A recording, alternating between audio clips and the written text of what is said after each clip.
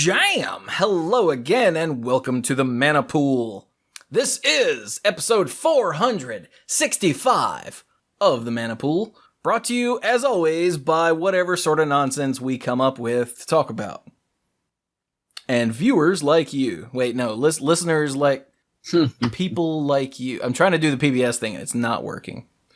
So, hi, I am Chewy.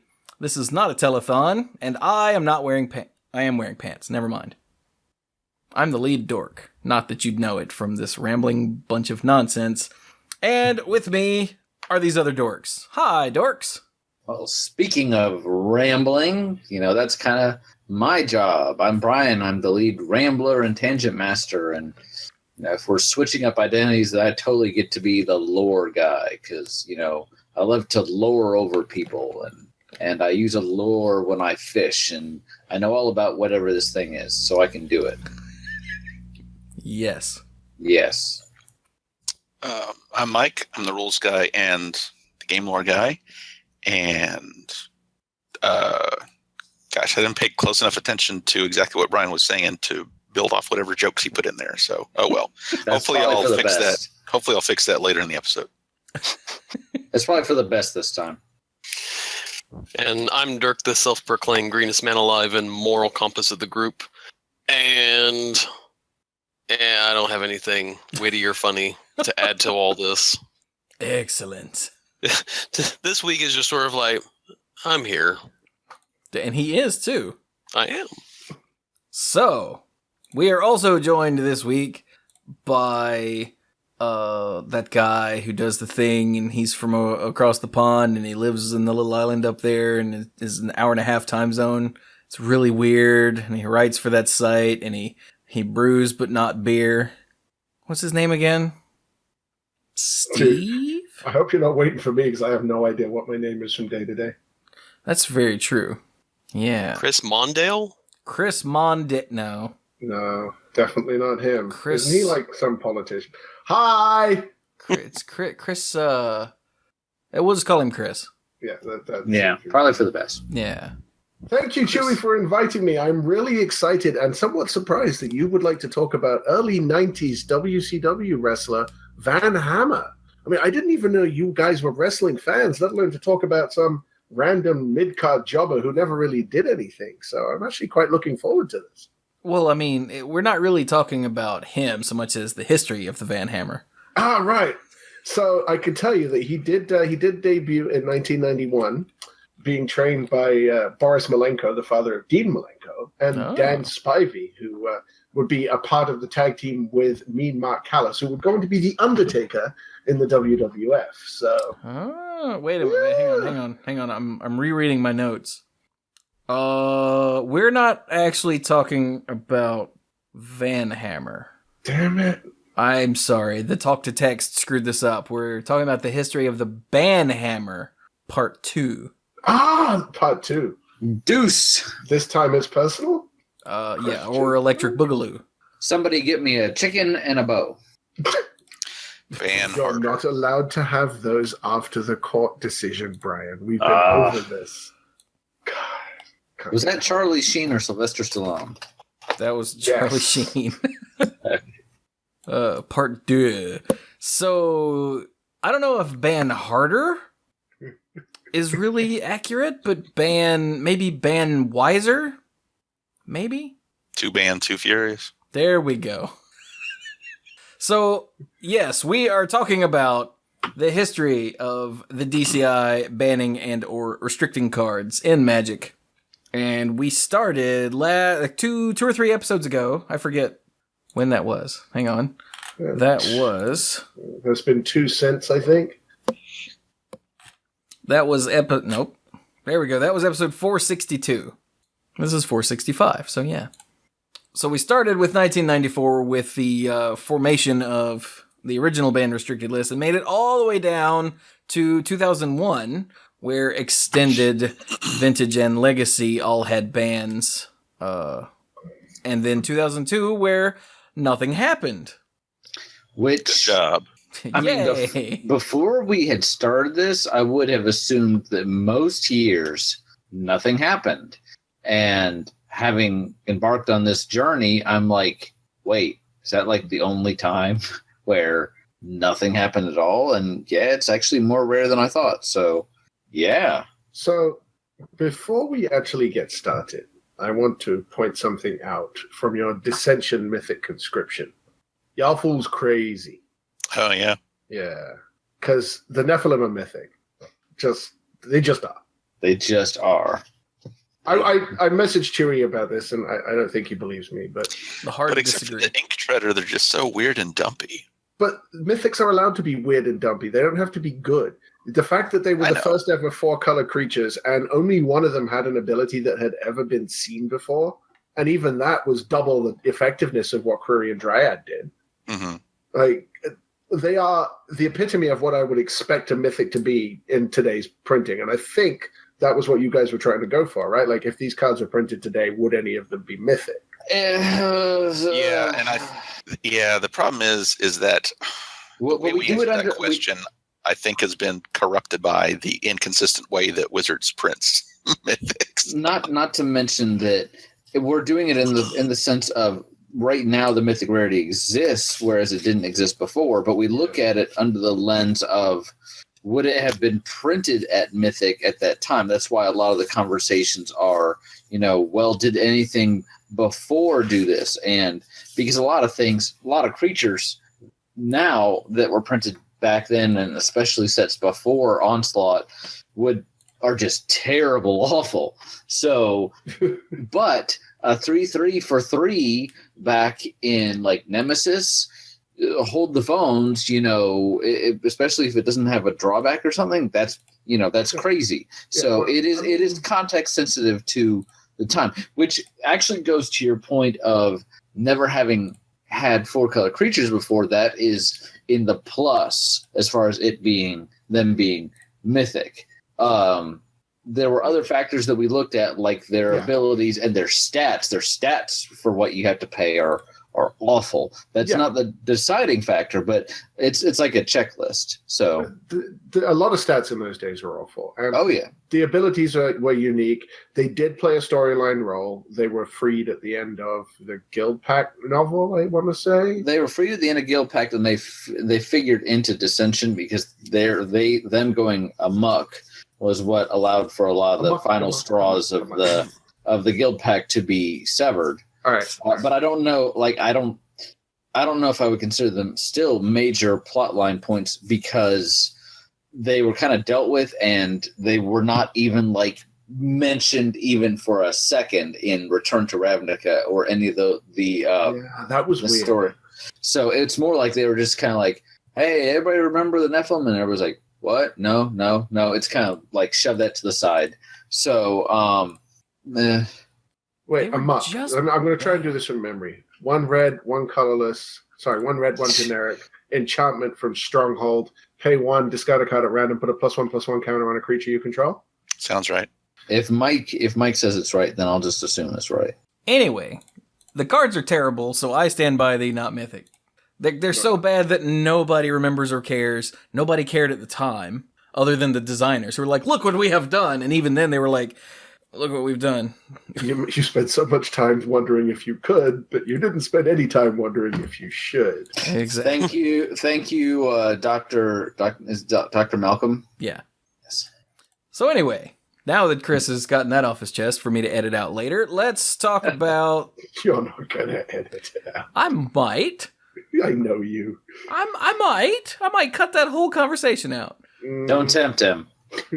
I mean, I'm not gonna, but I might. So, 2003. What came out in 2003? This was... Onslaught came out in the end of 2002. When we all started playing together was right before Onslaught. So that means this is... Right. What was the next set? Legions. And then Legions. Scourge. The first ever and only all creature set, literally every card in the set, was a creature card. It was kind of an interesting experiment. This is also my weakest point in terms of game knowledge, so you guys might have to carry the load on this. That's Okay. cool. This is when half of us started, and I started again. But spoiler alert, in 2003, there were no bannings or restrictions relating to standard. So, you don't have to have a super strong knowledge of the new sets for it to really be a whole lot in context. True. So let's dive right in. In March 2003, Vintage and Legacy both saw Berserk, Hercules Recall, and Recall knocked off of the list. Because, sure, Berserk. Why was Berserk on the list? Just because? Because of the fast game-ending damage from a one-mana spell. Oh, But you have to have a creature. You have to stick a creature to play it on first. So Nobody was playing creatures still. okay. Wait. Before we move on, we should back up. I completely forgot. We were Okay. issued a bit of a correction from Will. Here, it actually is called Bit of a Correction. So yeah, Will Morenz. Hey, buddy. Oh, this is relating to, okay. Yeah, he said, in case no one has mentioned it, you got the story around Memory Jar slightly wrong. It was legal for at least one extended Grand Prix, which was GP Vienna in 1999. Randy Buehler and Eric Lauer brought their Memory Jar deck to the event, and while they only came in third and fourth, he says the event was won by Kai Buddha playing High Tide because fast mana is fine, right? Dark Ret did nothing wrong. R&D knew that Memory Jar had to go. So, back then, they would make the announcement, and then like a month later is when it would go into effect. And I think I don't remember if we said there weren't any tournaments that it destroyed, but we were wrong if we said that. There was one tournament that totally showed that Memory Jar was going to completely destroy the format, and so they retroactively added it to the ban list after that event. yeah, so I'm guessing Eric and Randy were the only ones who showed up playing it. Because after I read Will's explanation, I happened to, in the meantime, read a couple of other things that made me realize that I think that was the deck designed by Eric, and then Randy helped perfect it, or something like that. Or maybe I'm thinking of a Necro deck. I don't know.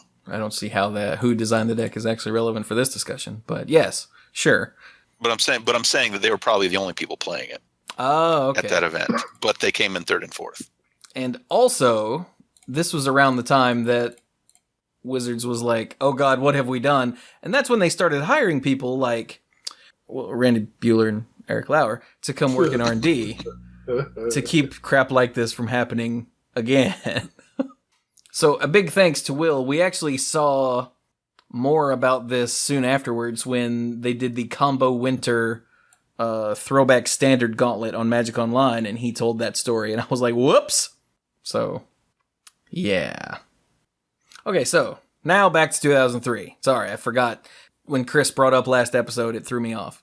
This will be the episode where we spend 5 minutes on the main topic, and then that reminds us of something else we need to talk about. It's like a tangent paradise.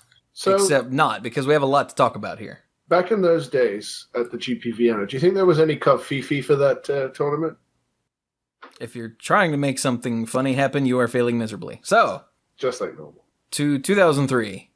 Berserk, Okay. Hercules Recall, and Recall got knocked off the list, and in both formats, Earthcraft and Entomb were put on the list. Because Entomb turned out to be way too good. Oh, Yeah. I know Yeah, you've said I'll before do- that having something in your graveyard is almost like having it in your hand.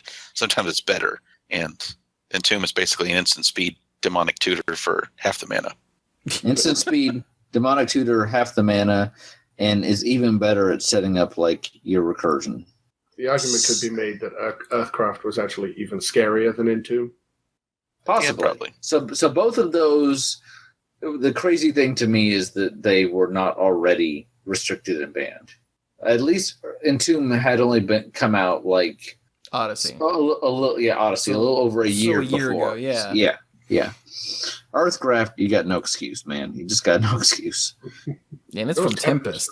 Yeah. Okay, So, so that makes Earthcraft, by the that way, makes sense. Tap an untapped creature you control. It's an enchantment. Tap an untapped creature you control. Untap target basic land. How could that go wrong? I tend to think of everything that went wrong in Tempest Block as Morrow's fault. So But I don't understand. How is untapping a basic land good? Like, it doesn't untap a Gaia's Cradle or a Tolarian Academy. Oh, Squirrel Nest was in Odyssey. Oh, right. Yeah, good old Squirrelcraft. Maybe that's why I associate this with Morrow, because he had a big thing for squirrels. That could be. He was also one of the main designers for Tempest. He and Mike Donays? That's not right. Yeah. The Sure. flavor text on the conspiracy version of Squirrel Nest is great. In the treetops, unseen by many, lurks chittering, skittering death. Ugh. That seems good. And I feel great next time I take a walk in the woods now. Which is not actually a thing I do very often, so. What is it about Entomb that actually caused it to get added to these lists? I mean, I assume it's Dark Ritual and Tomb Exhume something. Yeah. Turn 1. But Dark Ritual's fine.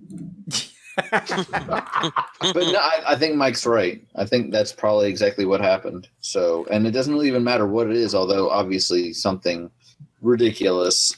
Oops. Joven's Ferrets.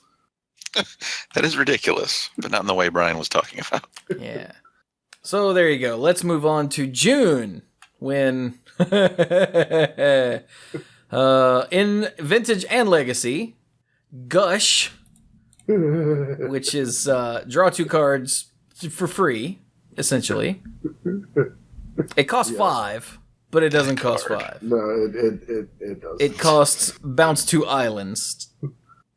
But I have to set myself back 2 lands, and Which I'm sure is what they were thinking when they made it back in Mercadian Masks. But yeah, bounce 2 of your islands, draw 2 cards at instant speed. Like this is so good. It just relatively recently. A couple months ago. Yeah, okay, was restricted, but we'll get to that later. Didn't spoilers. somebody write an entire book about how to play Gush? that would not surprise me. I think it was Stephen Menendian. Now, he definitely wrote a book about how to do something, and I may be mixing it up with Doomsday, but I'm pretty sure he wrote a book on Gush. Well, Would have already been then. Gush or Brainstorm. It definitely was a brainstorm because people actually, like, it's played in Legacy, whereas Gush isn't. Well, the first result that comes up when you Google Stephen Menendian is Gush, so... Ah, nice. Yeah, Okay. I will put the link in the chat for the show notes. Sure, why not? The other card that was added to the banned and restricted lists in Legacy and Vintage was Mind's Desire. Which was a brand new card, so that makes sense. But yeah, they didn't wait around on this one. They didn't give this one time to, like, let's let it break the format. There's a reason that Mark Rosewater has a scale he calls the Storm Scale, because it's basically it's a reference for abilities that he feels as far as whether or not they are likely to return in the future, and part of it depends on how strong they are and how sorry, I'm distracted by something. How strong they are, as well as consumer response and things like that. And it's named the Storm Scale because the storm be a dead giveaway. should be a dead giveaway, and as in Storm will probably never ever come back because Storm came out in what was that set called? Scourge. Come on, Scourge. Thank you. I was like Dragon's Maze, Dragon something. Because dragons, yeah. Yes, Dragon. But it came out in Scourge, which was the 3rd set of Onslaught block, and Mind's Desire is one of the most broken Storm cards. Just think about that. Yeah, so Scourge came out the end of May in 2003, and the first Ban and Restricted List update in June, in June, got rid of it. They're like, no. Why doesn't somebody tell the nice people what Mind's Desire does? And then we can poke fun It at it. says, for 4 and 2 blue, it's a sorcery. Shuffle your library. Then exile the top card of your library. Until end of turn, you may play that card without paying its mana cost, and it has Storm. Now, on the surface, see, that actually feels okay because even if you're stacking the top of your deck, it doesn't matter because you're going to shuffle your deck before you resolve this. It has to be random. So what could go wrong?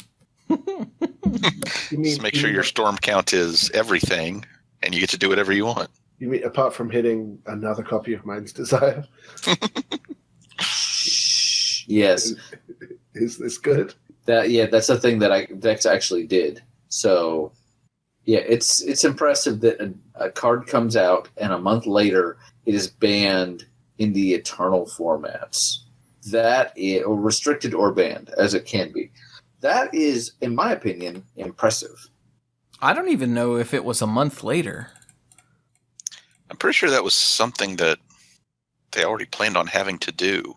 They're like, okay, we're going to release this card, but just FYI. Because I remember reading a parody, a satire article on Mize Tings that Wizards was announcing that they were banning and restricting a card that hadn't been previewed yet from a set that they from an upcoming set.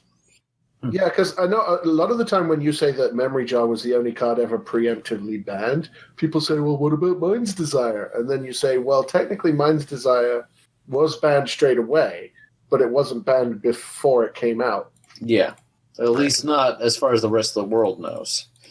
Internally, it may have been banned. Like, okay, both of those make sense. Yeah. So then, that's all we have for June. Then we go to September. 2003 was a rough year, man. In Extended, in September, they banned 3 cards. Entomb was one of them. So, you know. Yeah, because was Dark Ritual still in Extended? I can't remember if we've gotten to the point where Dark Ritual. Yeah, Dark Ritual got was banned in March of 2000. Okay. Yeah. But why? It didn't do anything wrong. So Entomb was one of them. The other 2 were Frantic Search. Draw 2 cards, discard 2 cards, untap up to 3 lands for 2 and a blue at instant speed. And gee, we just made this mechanic called Storm. Wait, see those 2 things work together? Weird. And you know what? Mind's Desire was still legal in Extended. So, yes, I do think that those were related. Wow. Yeah. Yeah, that was an Extended deck for as long as Mind's Desire was in the format. Yeah. Yep. There's a word for it, the perfect storm or something. Yeah, the No, Perfect I think Storm, and eventually the Extended Perfect Storm. Yeah, there we go. Yeah. Okay. And they And the last also one? banned Goblin Lackey. Oh, That card's not fun. Yeah. When it deals damage to a player, you may put a Goblin permanent card from your hand onto the battlefield. And, Wow. well, For a and single when bid. they printed it, goblins were dumb. And not just dumb in the, they don't have much intelligence. Just the cards were bad. But then they were decent. They were just dinky little creatures that, whatever. Yeah. And then on You're saving 2 mana with Goblin Lackey's ability. Woo. But then Onslaught Block happened, and creatures started to get better, not to mention goblins itself just kind of shot right up, and all of a sudden this thing became terrifying. Yeah, Scourge was the real kicker on this one. Is you go if you're on the play, you go turn 1 Mounted Lackey, and they go, okay, here's an island, go. You go swing with Lackey, no blocks. Cool, Siege Gang Commander. mm-hmm. Seems good. Yeah. So all 3 of those I'm perfectly fine with. Let's But this remind one- the listeners that at this point, Goblin Bidding was owning all over Standard, too. Yes. Yeah. All right, with Patriarch's Bidding. Patriarch's Bidding. Yep. Yeah. That was a thing. So if you throw Goblin Lackey into that deck, it gets real bad real fast. So Extended was like, It's not that bad. I can just wrath away other creatures. It's just a creature deck, and then like get back all my creatures, and you're like,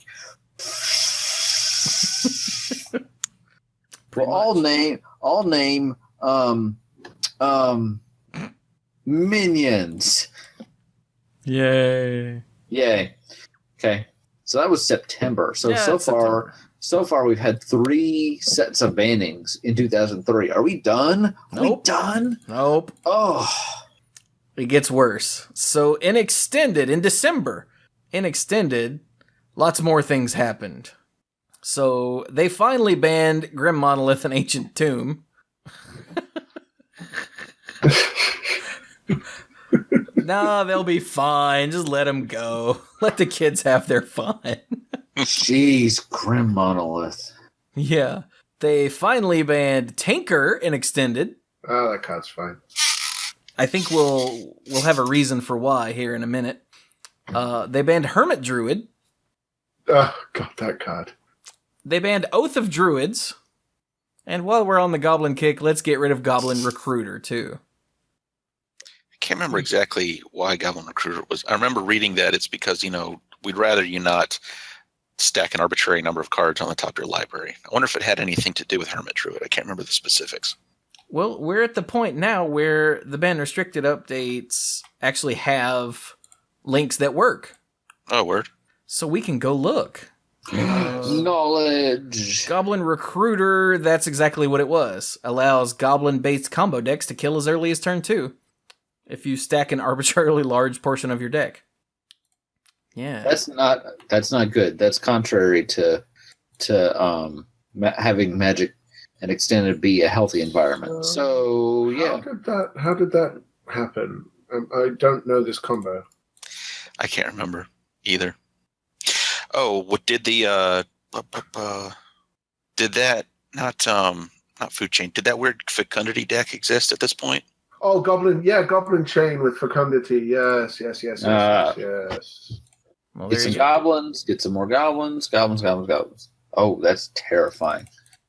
So yeah, Ancient Tomb and Grim Monolith were banned because, yeah. Hermit Druid was because of Reanimator decks that were winning by turn 2 by dumping their entire library into their graveyard with Hermit Druid. What was that Sutured Ghoul? Sutured Ghoul was in Scorch, so probably. Yeah, Sutured Ghoul, and then the basic land that ended up on the battlefield would be a mountain, so the anger in your graveyard would give the Sutured Ghoul haste. Because comedy! And it has trample built in, right? Right. It always has trample. Oath of Druids was, again, games are ending on turn 2 or 3, and that's ridiculous. I love this write-up. In our effort to make sure games last more than 2 or 3 turns. Yeah. It says Oath of Druids effectively ends the game on turn 2 against almost all creature decks. Oh. Yeah, Oath of Druids is one of those cards where if you're playing it, quote unquote, fairly, it does a thing and it's pretty cool. But if you build your deck in the exact opposite way that any of the designers imagined, it ends the game on turn 2. Yeah. And then Tinker was banned. It says, wait, where'd it go? Because it is very silly. It's both a tutor and a mana accelerator. The recent release of Mirrodin added many powerful artifacts to the environment and put Tinker decks over the top. Well, let's see. Mirrodin. Is there maybe something big in Mirrodin that artifacts? I don't know. I mean, not the one you're thinking, probably. That was in Darksteel. It was Bosch. But Bosch, Charbelcher was in Mirrodin, so Goblin Charbelcher. There are too many options. And Recruiter was also part of the Goblin Charbelcher deck. Duh. Oh yeah. Oh, duh. Yeah, Goblin Charbelcher did a lot. So looking at the actually, it wasn't part of the Charbelcher decks that made the top 8. It was Mana Severance. So yeah, looking at the top 8 of Pro Tour New Orleans, Tinker, Mana Severance Charbelcher, Tinker, Mana Severance Charbelcher, Psychotog, George W. Bosch, Charbelcher, Tinker. And guess what? That George W. Bosch deck, that's the same thing. It's basically the same deck. So yeah, it was those 2 decks with 1 Psychotog thrown in because, upheaval's still a thing, I guess. Yeah. Wait, no, there's no upheaval in this deck because it had rotated at that point. No, it Good job, rotated. Psychotog. Wait, how is there's no upheaval in this deck? How did this deck win? Anyway, it doesn't matter. So yeah, let's just get rid of all that. But they're not done yet. Oh no. You wish they were done. They're not done. In Legacy and Vintage, they got rid of Burning Wish. So the reason that they got rid of it is because you could go find a card that's restricted just by having it in your board. Yeah. So essentially it got around things being restricted. And that's the whole point of things being restricted. So they got rid of the Burning Wish. Chrome Mox was just more fast mana that was too fast. And then Lion's Eye Diamond, things finally came together to make Lion's Eye Diamond a good card. And we still didn't have Dredge at this point. Yeah. But you could still use the mana to activate abilities, and you could still play it and increase the storm count and get mana later. Yep. Yeah. So there you go. So then, finally done with 2003, then we move into 2004. By this point, Mirrodin had come out, and the next set, Darksteel, had come out, and I don't think Fifth Dawn had come out yet in June. But In June? Not yet. Yeah, so in June, we're back to banning things in Standard. They banned Skull Clamp. Skull Clamp was so good, they banned it in Standard and in Mirrodin Constructed. Skull Clamp. Wow, I'm really tempted to make a completely inappropriate metaphor for this. Inappropriate, like if you're a kid and you're listening, you should take your headphones out. No, I just feel like it probably just doesn't need to be made. Fair enough. But basically, Skull Clamp was a mistake. Just straight up, it was a mistake. It was not supposed to be printed as good as it was, and then it wasn't supposed to subtract from toughness. Right, and then it did, and it's a problem. And if you think you're sick of seeing it in your friend's EDH deck, try playing against it in Standard, in Affinity with Ravager.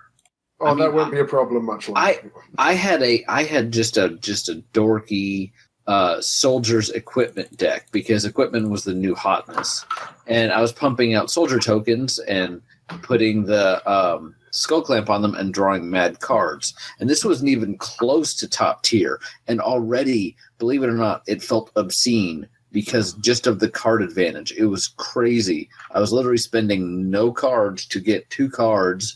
It was insane. Now take that and put it in a deck that really can abuse it. Yeah. I've only ever put Skull Clamp in decks that were, actually terrible, and just having Skull Clamp in there makes them magically better. Yeah. I mean, just look at the card. It's 1 to cast, 1 to equip. So already we're in trouble here, right? It gives probably +1, -1.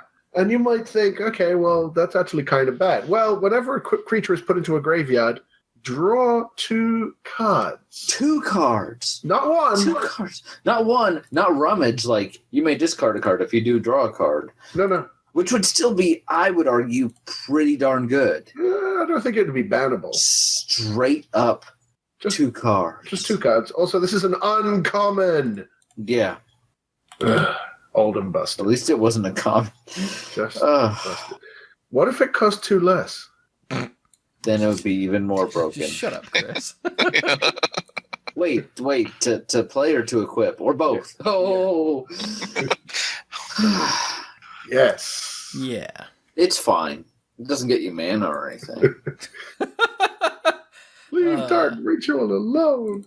They finally figured out that Dark Ritual shouldn't happen, so... Yeah, so they just put it on a creature instead. Okay, and then and you said that it was also banned in Constructed and Block Constructed? Yeah, because if it's bad enough for Standard, then Block Constructed is going to have fewer answers. Yeah. And it's going to basically just warp the fort. Like, there were answers, but every deck had to completely bend around the existence of Skull Clamp, and it's just bad. That's not good, so get rid of that. Yep. And it goes in every deck because it's colorless. We will be drawing some references to this later in the episode.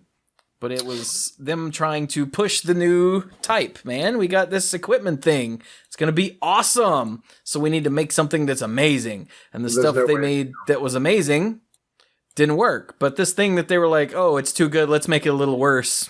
Let's give -1 toughness there. Also, for new card types, you don't have the however many years history of knowing how it works and what makes them good and what makes them bad. So there is some difficulty there. Yeah. And just as far as you run it in every deck, that's a big problem. I think a week or two ago, Brian Kibler put out a video because he's all into Hearthstone right now and has been for a while, talking about the new Rogue Quest. And I have complained to these guys about it, and they know I'm sick of it, but it's not just me. And he felt like it was a big problem for the game. And one of the strongest arguments he made, in my opinion, while he had several, was he felt like when he was previewing it before the set was released, he's like, okay, it's kind of quirky. Rogue decks, it's interesting how it makes you plan your deck around it. He thought that was a positive. But having seen it in action for like a month now, he said really all it does is it makes every single deck play exactly the same, which is exactly what you don't want in a CCG. And that's why we get, when you hear us talk about, this card is in all the top 8s or like Charbelcher, even though you may not care about tournament results, that's why it's a bad idea, because you don't want everyone playing the same card. It's if everyone is playing the same cards, that is not good for the game just in general. So it was interesting to hear that applied to a different game, but even though Hearthstone works differently, it's still a card game. So I thought that was interesting. Just wanted to bring that up there. The loosest of things that connect that to the current discussion. But moving on. Right. So everybody else got to do it. Skullclamp destroyed things in June, so we move on to September, where Skullclamp got banned and extended too. Because screw you, that's why. I just wish instead of putting a real write-up for Skullclamp, they'd just gone, oops. They also, that was an extended, they also got rid of Metalworker. Remember a minute ago when I said that Dark Ritual was so fine they decided they could put it on a creature? Metalworker, ladies and gentlemen. But what if it could tap for 2 rituals? Metalworker for 3 generic mana. It's an artifact creature, a construct. It's a 1/2. It has tap. Reveal any number of artifact cards in your hand. Add 2. Two? Yes. I thought it was 1. Nope. Oh my! Add 2 generic mana. Colorless. Sorry. Add 2 colorless mana to your mana pool for each card revealed this way. Gee, it's not like anybody's playing artifacts lately. You got 1 artifact in here, you get 2 mana. That's great. You got 2. That's 4. I still remember just a casual 60 card game my brother and I played some years and years ago, where I'd had him in like a totally horrible position on turn 3 and 4. Like several of his lands had been bounced back to his hand, and he had to discard something because his hand was too full, and he was just looking at me like, "Arr." But he resolved the Metalworker, and he activated it, and he won that game extremely hard. It wasn't even close. Yeah. And it doesn't require you to discard the cards. You just show them. You're just like, yeah, this is what I got. Mm-hmm. This is what I'm going to be killing you with in a minute. So, needless to say, 1 is really, really bad. Multiples is just insane. So that being banned in extended is a good thing. Yeah. Yep. Wow. Vintage had a bit of a shake up. Yeah, they unrestricted Brain Geyser, Doomsday, Earthcraft, and Fork. And I would love to tell you what the reasoning behind this was, but that doesn't exist. One of these things is not like the others. Unless... Is the Wizards website down? Who can ever tell? I don't know. The announcement that it links to doesn't give explanations for the individual cards. Yeah, it just there's a link down at the bottom that says click here to read and that's Magic Online constructed formats. Whoops, never mind. Yeah.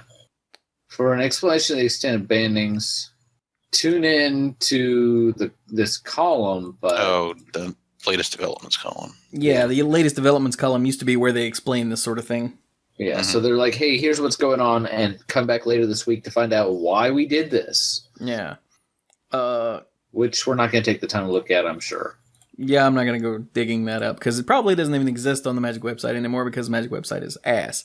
But the other thing that happened is that Legacy, which didn't have the name Legacy just yet, but Type 1.5 was separated from the Vintage banned and restricted list. So it got its own thing. Yeah, Starting here. Yeah, so a bunch of things that were restricted in Vintage were unbanned, including Voltaic Key and Mox Diamond. I'm sure that ended well. And Fact or Fiction, things that were not restricted are now banned, like Bazaar of Baghdad and Hermit Druid, Mishra's Workshop, Metalworker, yeah, you know. And they gave you the complete new banned list. So this is a new format that we now know as Legacy that didn't have a restricted list. It was either banned or legal and was completely not connected to Vintage anymore, which I remember when this happened, it was really weird.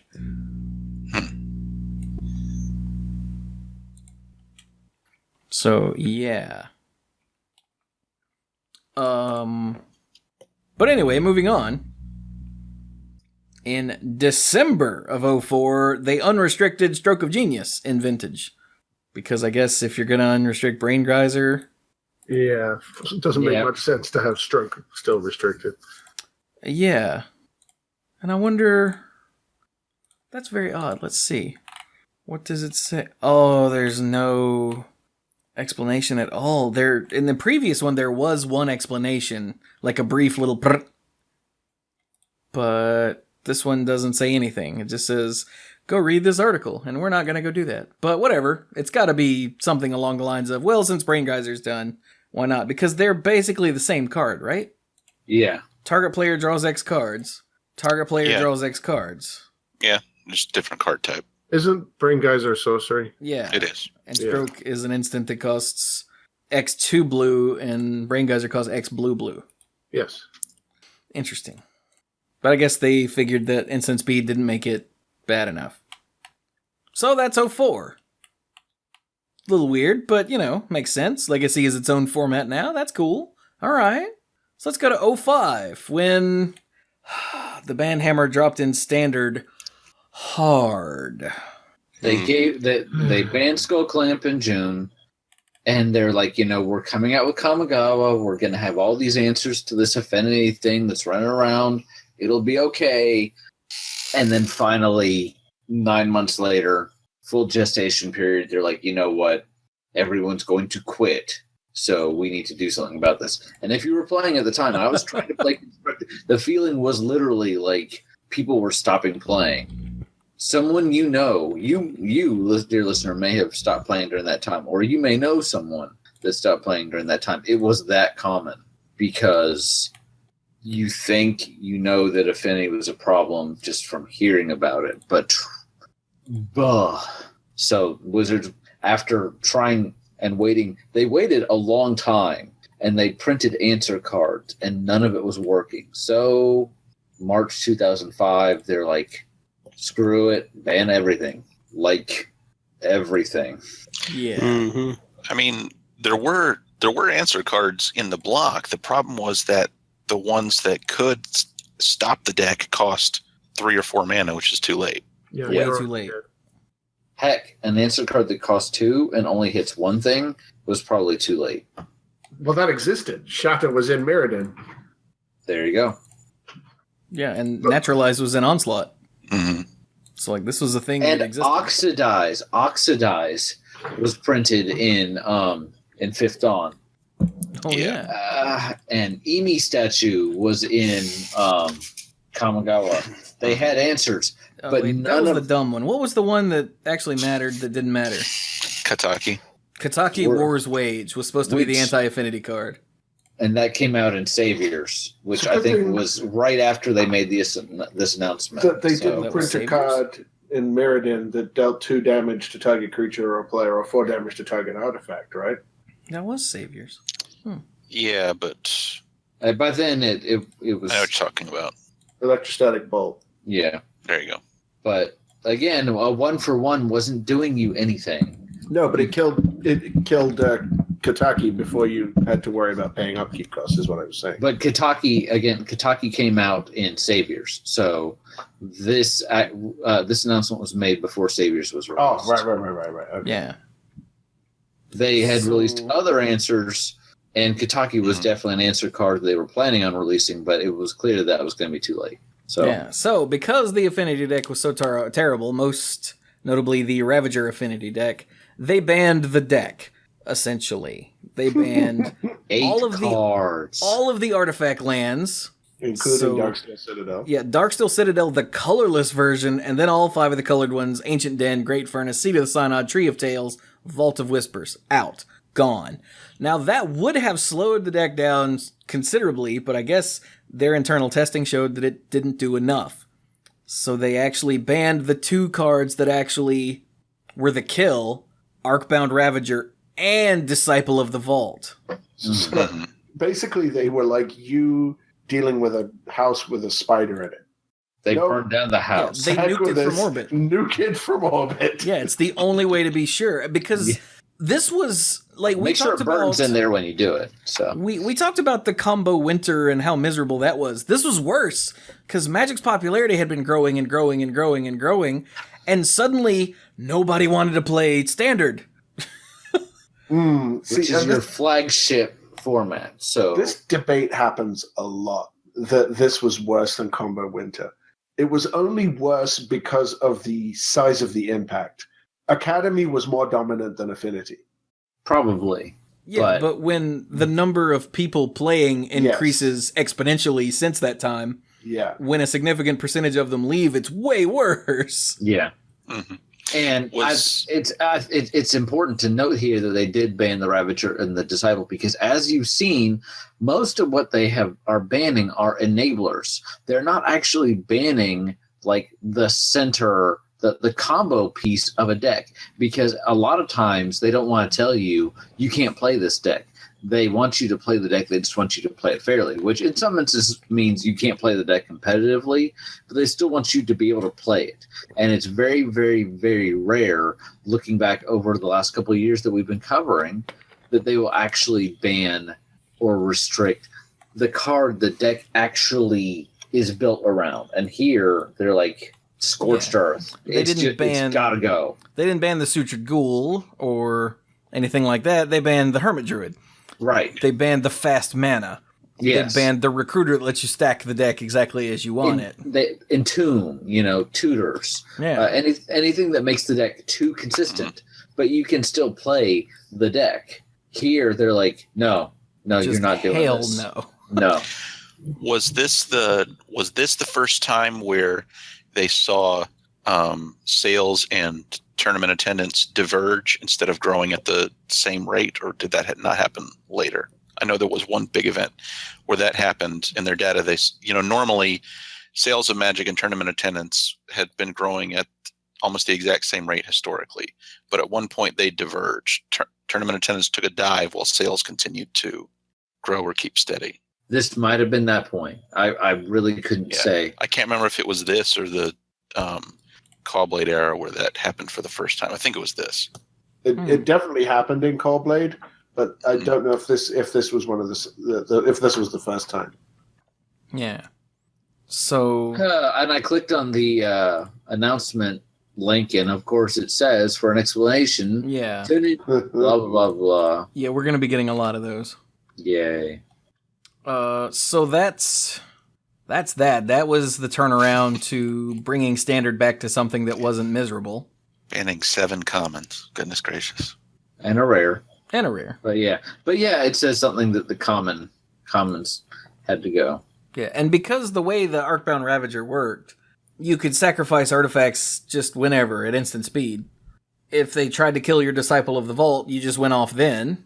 Mm-hmm. And if they tried to kill your Ravager, you went off in response. Like, it didn't matter. Yeah. And it was terrible. Yeah. So, yeah. Also, let's not forget, in this announcement, they also restricted Trinisphere in Vintage. Because... Mirrored and Block, just tearing everything up, you know? So yeah, because Trinisphere is rough on Vintage. Yeah. it is. It just kinda gets the says whole you lose. purpose of the format.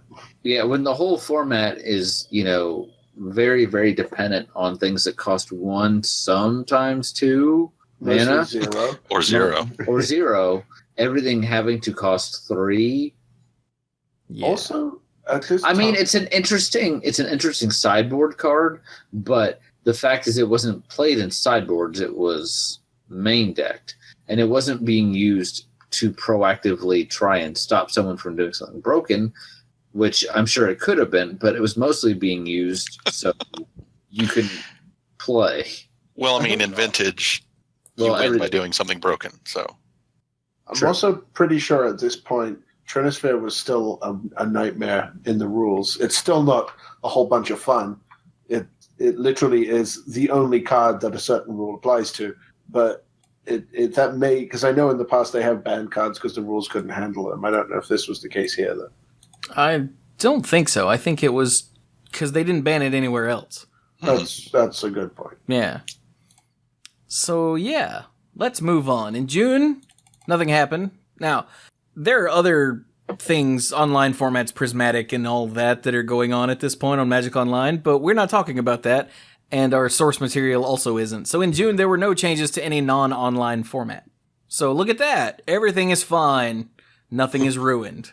After we just destroyed the world. Yeah, we've saved Standard. We've saved Vintage. We're good now. The So- DCI cast to Armageddon, and the players were just busy recovering their mana bases at this point. We must have taken care of everything broken or unfair from Mirrored and Block, right? So about that. Right. Yeah, so about that, we move into September, where Extended goes, hey guys, and they banned Ether Vial and Disciple of the Vault. For good reasons. Because getting things for free off of Ether Vial is not good for a healthy format like Extended, and Disciple of the Vault is still Disciple of the Vault. It's not free. You still have to invest 3 mana to play the Aether Vault, the Aether Vial. Yes. What? No, sir. No, it's No. 2 mana, right? It's 2 mana, and you have to pay a mana. Yeah. to So you know tap how it. you said To you know how tap you it, said right? 3? You know how you said 3? Yeah. What if it cost 2 less? What if it? What? He got it. Chris got it. Chris got what I was going for. Thank you.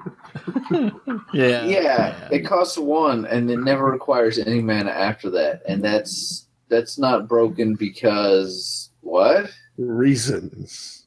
Aether Vial is stupid for the same reason that Birthing Pod is stupid, which is as long as you continue to print creatures, it will invariably get better because you're simply giving it more options. Even if you printed the best creature ever, literally every creature you print is something that this could work with. Well, the difference is that Birthing Pod lets you play a whole bunch of one-offs and find them at will. Yeah, At least with Aether Vial, you have to draw the card. true. There's that, but then it gets easier without even investing anything else to the board to ratchet up your Aether Vial. So they work in different ways. I'm just saying as far as why they are both bad ideas going forward as far as having them legal in certain formats. Yeah, So- except Aether Vial eventually. Aether Vial isn't banned anywhere else, so, Yeah. that's a thing. Well, The it's next- not in standard anymore, so. The next couple are really interesting. Yeah, in Legacy and in Vintage, they got rid of Imperial Seal. Wait a minute. So that Yeah. might lead you to go, what the hell is Imperial Seal? Well, It's like Imperial Walrus, but it's different. yeah, it's smaller, it doesn't have tusks. Yes. It's a The sorcery Beatles didn't sing speed. about it. It's a sorcery speed vampiric tutor. Go get a card, shuffle your library, put that card on top of it, lose 2 life. But Chewie, Seems fine. it's from Portal 3 Kingdoms, and that's not legal in Legacy and Vintage yet. Except that it got. That's what I was about to say. There's a bit of a time paradox here. Is this still a thing where are they just talking about the announcement was made in September, but it wouldn't be effective until October? Maybe. No, what it is that they announced that the starter level sets would become legal in October, Okay. but they had to do the bannings in September because there wasn't going to be another one until December. Without an emergency or something. Yeah. So they're Right. kind of like how when they invented Modern, they're like, oh, and before you even think about playing it, here's your bans list. So kind of a preemptory, like, hey, don't get used to these things. hmm Yeah. Yeah. I remember making those Legacy and Vintage legal was really super controversial. Really? Something that happened in Magic was controversial? You wouldn't think so, but this time it happened. My goodness. What will Wait, they think hang of on. next? This was September 05. I thought I saw this elsewhere already. Huh? I thought I saw this in one that I was looking at earlier. Maybe not. Maybe Are you you were just having- scrolled down further than you thought. Was it March? Yes, in March they announced this. October 20th, 2005, all cards from starter level sets, Portal, Portal Second Age, Portal 3 Kingdoms, and Starter, 1999-2000, will become legal. And they announced that way back in March of 2005 that Imperial Seal would be banned in Legacy, banned in Legacy and restricted in Vintage, and Personal Tutor would be restricted in Vintage. Wow. So they actually thought 6 months ahead? Yeah, and then here in the September update, they went ahead and made those 2 things happen. Okay. Personal Tutor, by the way, is a sorcery speed mystical tutor. Well, sort of. It can only look for sorceries. Well, true. Because Hey. instants weren't a thing in Portal, the original Portal, because... And apparently the word block was too hard to understand, so they changed it to intercept. But whatever. It's Which almost... is actually a harder word to understand. Right? It's almost mystical tutor. So get rid of that. Just throw it away. Yeah. Yeah. Just so you know, if you're not familiar with them already, a lot of Portal cards read really weird because for some reason they decided, hey, let's make this introductory set to teach people the game. But let's not use any like actual Magic terminology to write things on the cards. That'll work, right? They might think it's weird, so let's not do it. Even though it'll be so confusing then when they try and play real Magic later. That'll be What fun. the heck is a library? Oh, God. Anyway. What do you mean Goblin Hero isn't really a rare? They also, just while we're here, unrestricted mind over matter. Because they banned every other combo piece. Pretty much, yeah. So that's fine, I guess. Oh, and also they banned Arayo Soratami Ascendant in Two-Headed Giant Constructed. You know, just in case anyone cares. I forgot the constructed two-headed giant was a thing.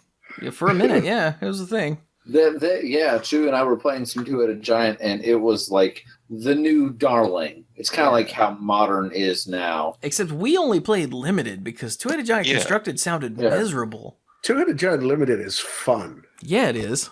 It's brilliant. I think the better comparison would be Frontier. Remember that format? I'm sorry, did I snicker out loud at that? Or was it like Tiny Leaders? Or it was like, oh, it's the new Tiny EDH. And Yeah. I'm like, Ah, gee. okay. Hey, I man. still, if you- keep forgetting to take apart my Tiny Leaders deck. I think it has cards in there that I need for other things. Wow, burn. Look, Elder Dragon Highlander became an officially sanctioned format, so everybody wants to jump in on the next big thing, and no, stop it. So, moving on, that's it for 2005, oddly enough. Ban some tutors, and Ether Vial and Disciple. You know, it's fine. And a Raya and two-headed giant. How can you forget that, Chewie? Yeah, sure. Whatever. Like this. Oh, look, a squirrel. So then we go to 2006, and I don't understand this one. So in 2006, in March, all of these cards that were banned in Standard, the 6 artifact lands, Ravager, Disciple of the Vault, and Aether Vial are all banned in Mirrodin Block Constructed. Was this when they were doing the Pro Tour for Block Constructed for Mirrodin? That's what I'm wondering, because they may have... Yeah, because that would have been the last Pro Tour of the season, right? So they're basically saying, hey, pros, don't just play this one deck, please. Because really, why else would they do this? You know? Yeah. A block constructed format for a block that came out going on 2 years ago wouldn't make any sense, so it had to be the Pro Tour. And yeah. Because at this point, Kamigawa was finished and Ravnica was starting, wasn't it? Ravnica released in March of 2006. Yeah, Ravnica came out in 05, the end of 05. So we were halfway through Ravnica Block. Then that means we had Nephilim. The last Pro Tour of the season would have been the Champions of Kamigawa Block Constructed. This makes zero sense. Yeah, and the problem is, of course, the freaking link, the reference link doesn't exist. No, of course so not. I have no idea what's going on here. We're trying to just parse this through. But, I mean, the fact remains that these changes were made. We're just not entirely sure what prompted it. Even weirder, those were the only changes that would be made the whole year. Yeah.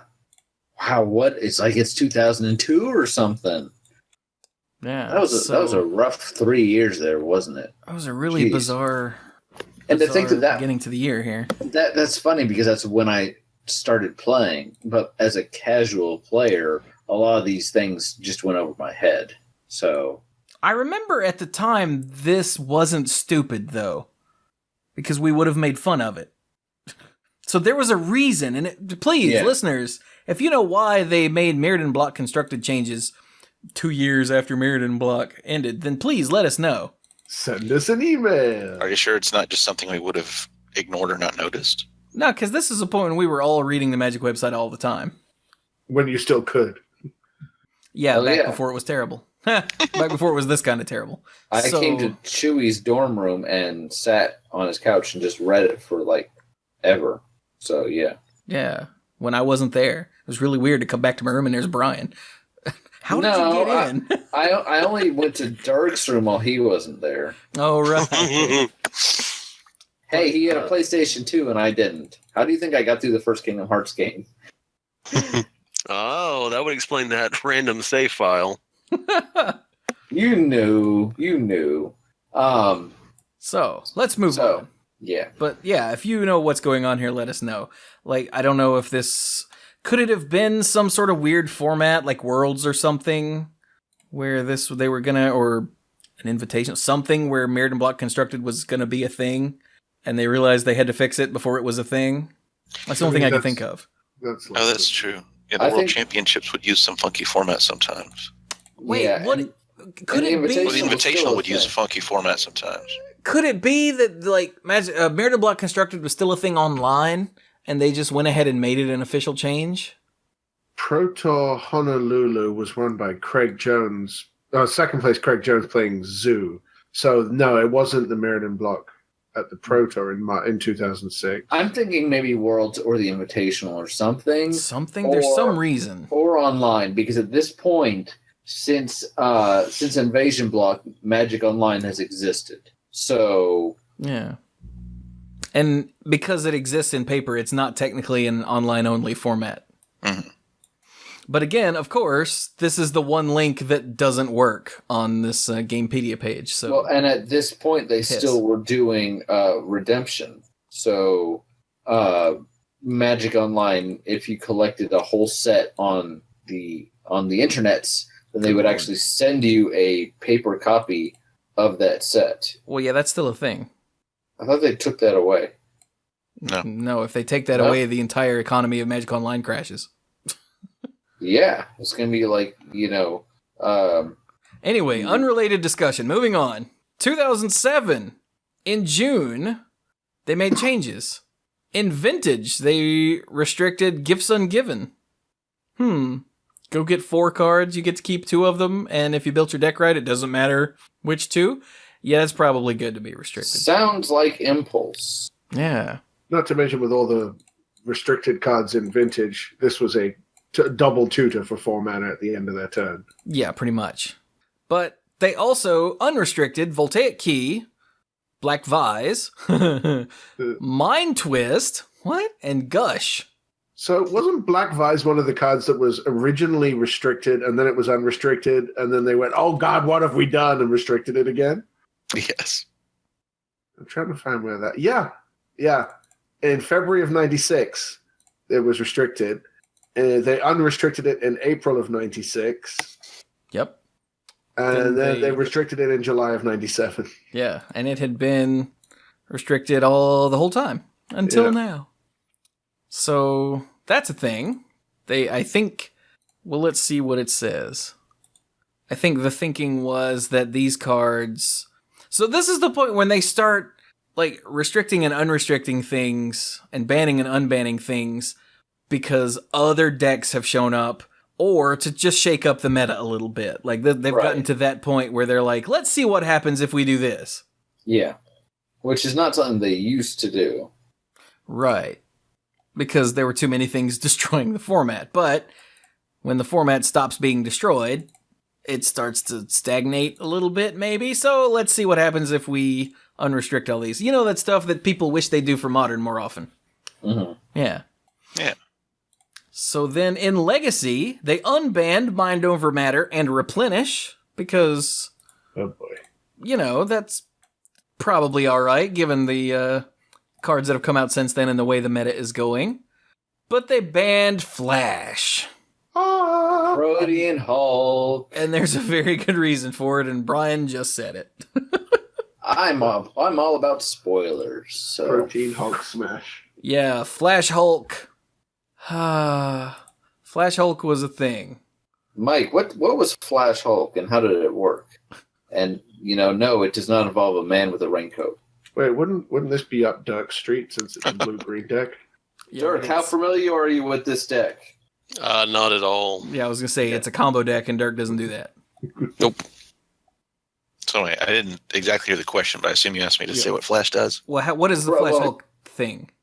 Oh, the Flash Hulk thing is so the Protean Hulk, when it dies, you go get some creatures with a total converted mana cost of any number of creatures with a total converted mana cost of 6 or less, right? Yeah. And put them onto the battlefield. Because it costs what, 7? It costs 7, yeah. With Flash, you can cast Flash. It just costs 2 mana. You can put a creature from your hand onto the battlefield, and you got to pay its mana cost reduced by up to 2. And if you don't pay the cost, then you sacrifice it. Well, when you flash out the Protean Hulk, you don't pay the mana cost, so that means you get the dies trigger. And there's a couple different ways of winning the game. My personal favorite involved getting a bunch of Shifting Walls and Phyrexian Marauders and Disciples of the Vault. Oh God! But there's also, for me personally, that's the funniest way to do it. But there was also a way to do it with Karmic Guide and Mark Fantastic. What would you say? Mark Fantastic was one of them, right? No. Well, maybe. So I can't remember. I looked it up real quick and found. I can't remember the Karmic Guide one. I found an old article on blackborder.com. Oh my God. Yeah, remember that? And this deck won a Legacy GP. So here's the combo. You search for Karmic Guide. When you Protean Hulk, you flash it out, you sacrifice it, you search for Karmic Guide and Carrion Feeder. The Karmic Guide brings the Protean Hulk back. You sack the Protean Hulk with the Carrion Feeder. You go get Kiki-Jiki. You tap it to make a new Karmic Guide. In response to that, you sack Kiki-Jiki. When the Karmic Guide comes up, you get another Kiki-Jiki. Repeat forever until you have an army of Karmic Guides. With haste. Yeah. Of course, now there's a way to do it with Mug Fanatic, Body Double, and Revelark. Right. But Revelark hadn't been printed yet, so. So yeah, regardless, and what's really funny, I remember a story of someone, like, when you would just do it, people would concede. Steve Satan and Owen Turtenwald. There it is. You know the story better. What now? Do that real quick. Tell that real quick. So Owen Turtenwald is playing, I believe it was Steve Satan. It was definitely Owen Turtenwald. They're playing in the GP, and Steve Satan has no idea how his deck works, and he's just been getting people to concede every time he flashes out Hulk. And he goes, flash Hulk, and Owen goes, okay, show me. And Satan has no idea how it works, and Owen wins. This is in a GP, in like the late rounds. Nice. Because it's really complicated, and it's entirely possible to screw up, but if they don't screw it up, then you lose eventually. So it's eggs, basically. It's sort of, yeah. I mean, it works differently, but people see it, and you say, I'm going off, and they're like, okay, good game. But then if they make you go through the motion, you may just do something in the wrong order and inadvertently lose. Yeah. So and even though the shifting all Phyrexian Marauder Disciple of the Vault, the kill is a lot simpler to explain. It's easy. All the 0/0 creatures die and Disciple triggers a bunch of times. That's easy. But to do it that way, you have to devote a bunch of deck slots in your deck to things that search out with Hulk. But with the Karmic Guide key, G-Key version, there only needs to be 3 or 4 cards in your deck for the Hulk to go look for, and then the rest of your deck can be devoted to cards that keep you alive until the combo happens or help make the combo happen faster. Yeah. Yeah. Okay. Yeah, so that was Flash. Yeah, so let's keep going. In September of 2007, Shahrazad was banned in Vintage and Legacy. Why in the hell was Shahrazad legal, and why in the hell were people playing it? That is probably the best part of this, is exactly what you point out. It's more, in my opinion, it's kind of like why did this take so long? Instead of, it's not why did you do this, it's, oh God, that wasn't banned already? Does anyone know? You just know somebody showed up to a tournament with Shahrazad in a deck, and the judges were like, yeah, no, not okay. Yeah, Shahrazad got unbanned way back in September of 1999 because apparently they didn't care about events ending on time. Well, no one's gonna play it because it's not good. But something happened in 2007 to make people play it.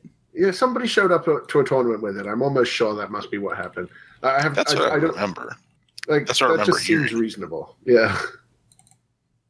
God. So what came out in 2007? 10th edition, Time Spiral, Planar Chaos, Future Sight.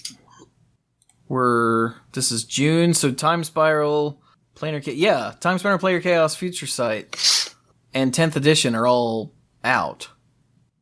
I think it's basically what Chris suggested. No new set suddenly made it good. It's just that someone said, hey, this would be funny, and showed up at an event and made it miserable.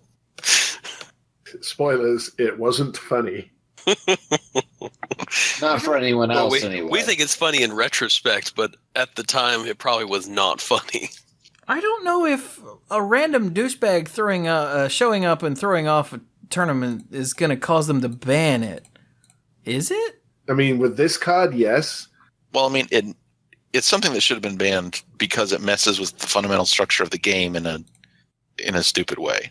I mean, I agree with all that, but I just don't understand why suddenly it's being banned in the middle of 2007. Yeah. Something tells... This is another one for the listeners. If you know what the hell caused that, please let us know, because, again, the links to the appropriate articles don't exist anymore for some idiot reason. Yeah, redirects to the Down for Maintenance tab page for me. Yeah. So, moving on. Okay, we get it. It's almost 10 o'clock. We got to pick this up. In 2008, they changed the rotation of how Extended worked. Okay. Rotation always made no sense in its rotations. Extended always made no sense in its rotations. And they changed it here, and it made a different kind of no sense to me. So, okay. but not important. So then we go to June of '08 in Vintage, where Brainstorm, Flash, Gush, Merchant Scroll, and Ponder were all restricted in Vintage. Gee, are they all the same color, maybe? They are. Do they all just draw lots of cards? Well, Flash doesn't. Do most of them just draw cards? Oh, so this is where they figured out that blue was too good. Yeah. Blue was just owning the format, so I think this one was literally just, let's just limit Blue's power and see what happens. I think. Probably. Yeah. Gush had only been unrestricted 1 year before. They just can't make up their mind with that card. I mean, if Stephen Benendian can write 402 pages about it, it must be pretty good. Must be. He's kind of long-winded, though. Apparently. But even for a person gifted with brevity, that's still 200 pages. So, let's move on. In September, in Extended, they banned Sensei's Divining Top. Did you hear that? Yay! That was Yeah. Queen's rejoicing. It was. Now, do you want to know why? Yeah. Because it's really good. I know. Well, It's the greatest reason ever. Wait, is this the same as why it was banned in Modern? Yes. Is it because it was making tournaments take too damn long? It was literally the only Pro Tour in history where they had 60-minute rounds and there was still a bunch of draws. Yeah. So that's bad. You think? A little bit.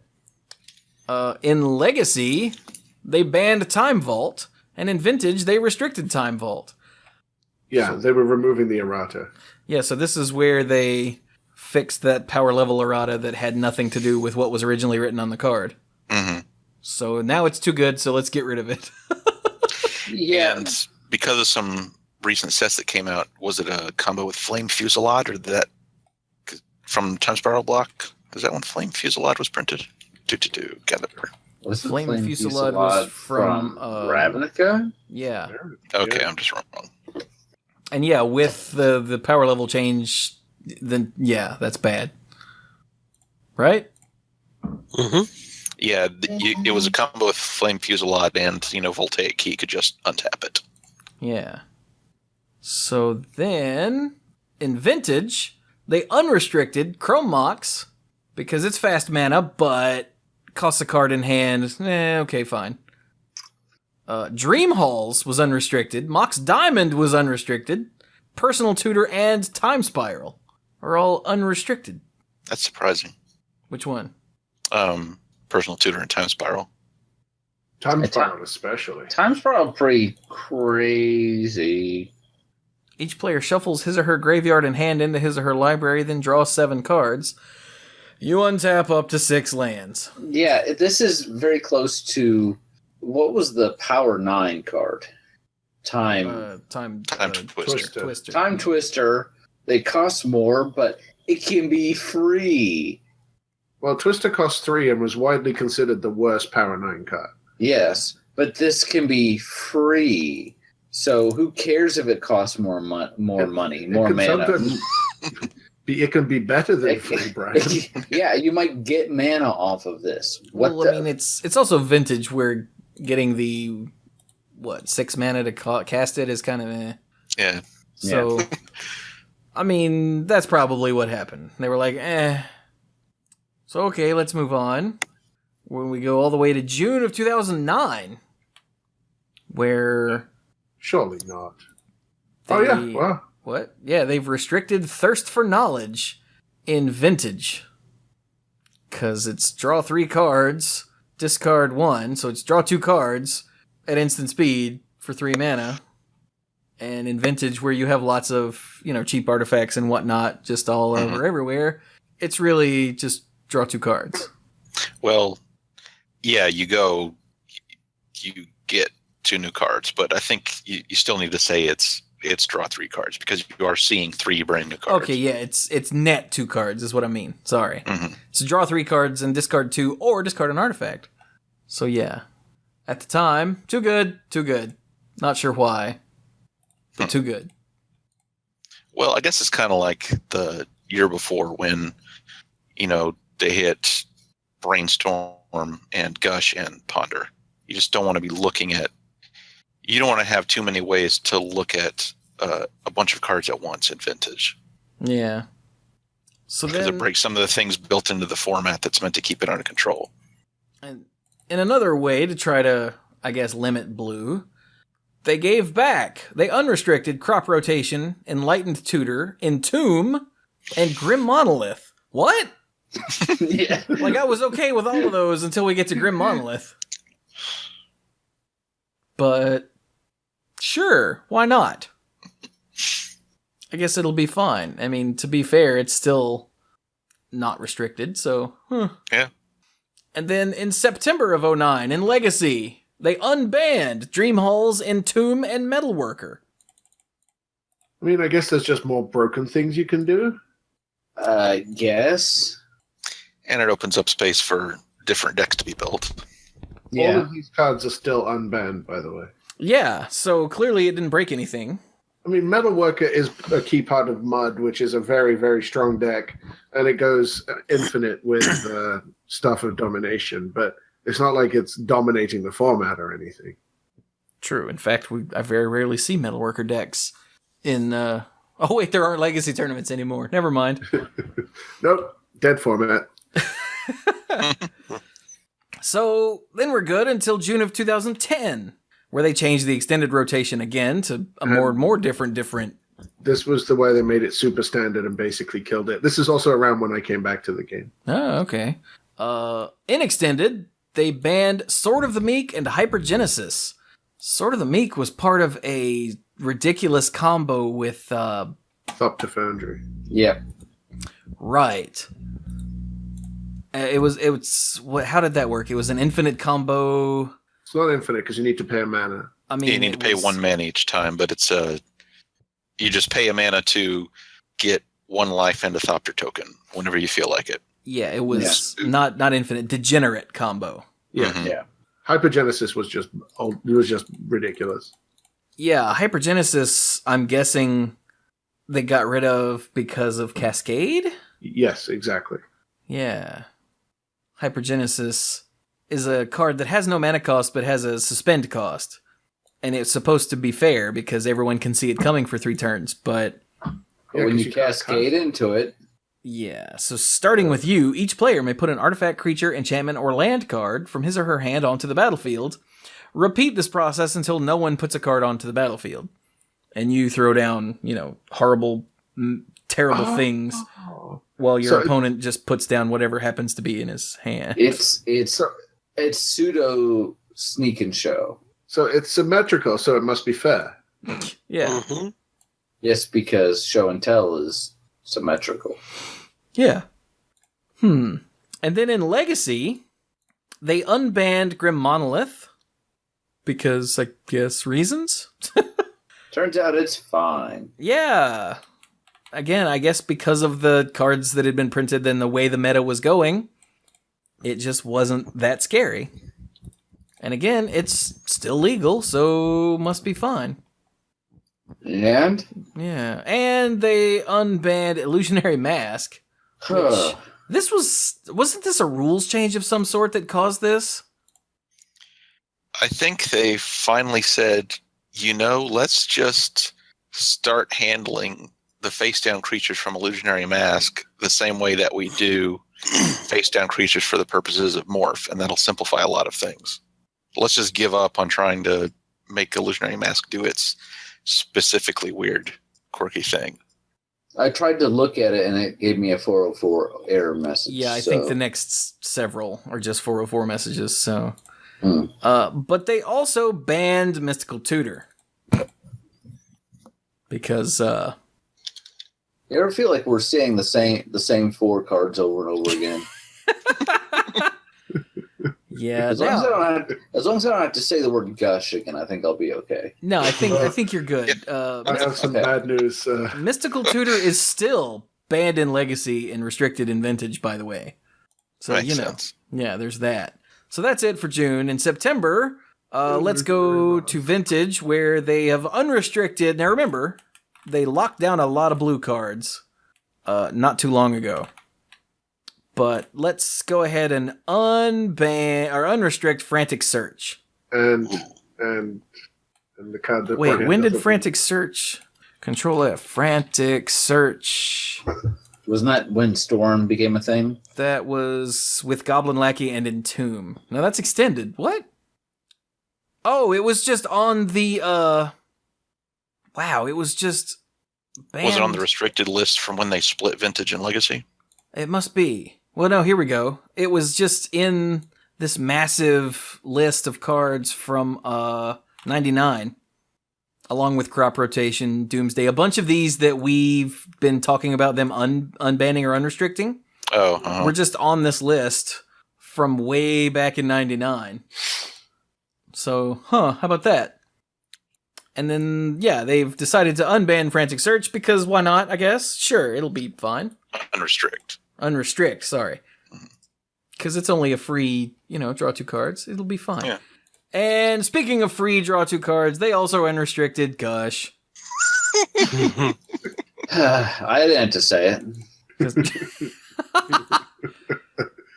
Hey, Brian. Yeah. You know how when you really love a new game, you want to talk... Gosh. Okay, we're done. Keep moving. So, yeah. I guess they decided that blue had been nerfed a little too hard. And they decided to check it out. Let's see if this... Oh my god, this gives us a thing. Both Gush and Frantic Search have been in overpowered decks of the past. It's not clear that either fits easily into the best performing decks of late. Jace the Mind Sculptor Control or various workshop decks. So yeah, this was just to let's see what happens and... Oh, yeah, I remember that now. They wanted to... That's right, they wanted to see if they could make blue decks more of a thing again. Because they weren't really a thing. Yeah, okay then. So, moving on. In December, Legacy saw Survival of the Fittest banned, and Time Spiral unbanned. And that's another one that just makes me go, wait, Survival of the Fittest wasn't banned already? So, Yeah, and it's because it just started to rule the format in Legacy. Mm-hmm. And hadn't they just also recently done a judge promo of it, or am I thinking of some other time when they released the judge promo and people thought that meant it was becoming unbanned soon? That is not a thing I would know. No, that happened with Stoneforge Mystic later on. Okay, yeah, I think I'm mixing up stories. Never mind. Fair enough. But yeah. Survival of the Fittest was really good with Vengevine is the reason it got banned. Yeah. And they didn't want to get rid of Vengevine because that wouldn't actually solve anything because Necrotic Ooze was a thing that was, causing problems also. So they just went ahead and killed the deck. Poor deck. Yeah. But they unbanned Time Spiral, and it's just to see if another deck came out of it. And it did. High Tide. Sounds fair. So moving on. Okay, so the question has just been raised in chat. Are we going to make it? Oh, yeah. We've still got 7 years to go. 7 more years?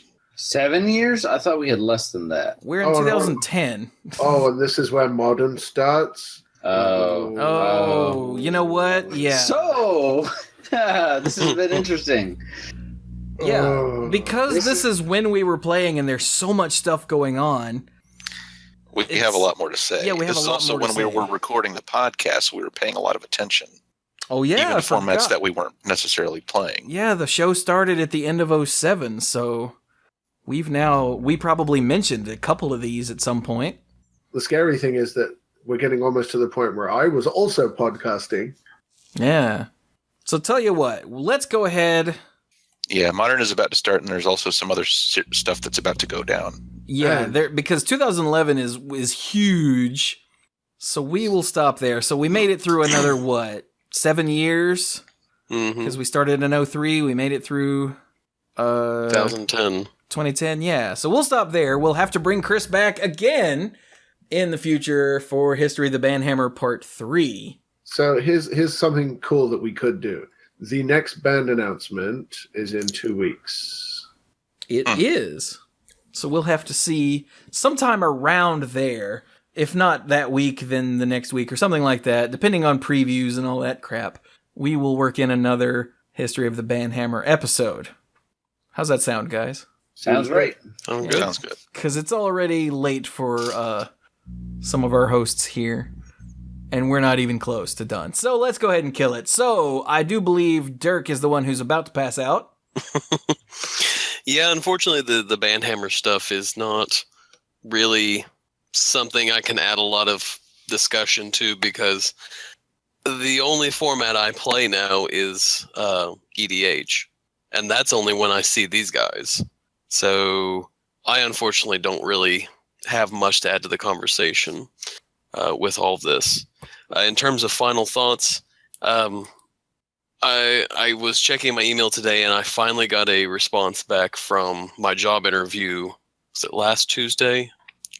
I think so. And they went with somebody else. So that's part of the reason why whenever we were first getting on and everything, I had mentioned, yeah, I'm busy applying for jobs and everything. So I expanded my scope out to Randolph County as well. So, but yeah, like I said, whenever I was at the interview, it was like, I don't feel like that this has terribly gone well. I don't think it was bad, but I didn't get the same vibe as I had in previous interviews. So, but yeah, that's sort of my final thoughts on all of this.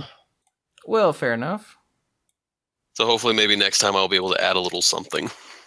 Maybe. Well, something. Some. All right. So good night, all. Night, Dirk. All right. Good night. So who's next? I guess that's me.